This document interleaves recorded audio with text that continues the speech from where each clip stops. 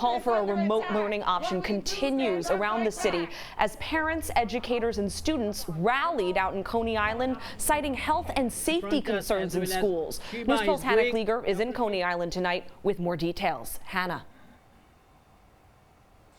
Yeah, Amanda, at this rally, which was organized by Assemblymember Mathilde Frontis, many spoke about the experiences they had inside the school buildings since the start of the academic year. They talked about things like masks not being worn, hallways overcrowded, but also anxiety students were feeling from not being able to hear or understand what teachers were saying because they were wearing the masks. And many here told me that they believe it's too soon to jump straight into an academic year without having a remote option in place.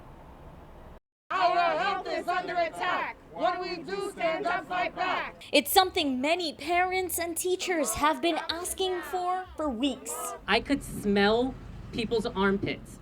That's how bad it is. For many, the concern is a lack of mask wearing and social distancing. We are told every day to put on our mask and social distance, but we don't do that anyways because once we sit at lunch or recess, we still run around. While others worry about the disruption of learning if a student has to quarantine. You're sending a 10th grader home for 10 days, but there's no learning going on. So what exactly are we doing? And a health professional saying while testing is necessary and important, continual nasal swabs for children can be detrimental to their health. It goes up the nasal canal, very deeply up to a point where it touches the wall of the pituitary gland.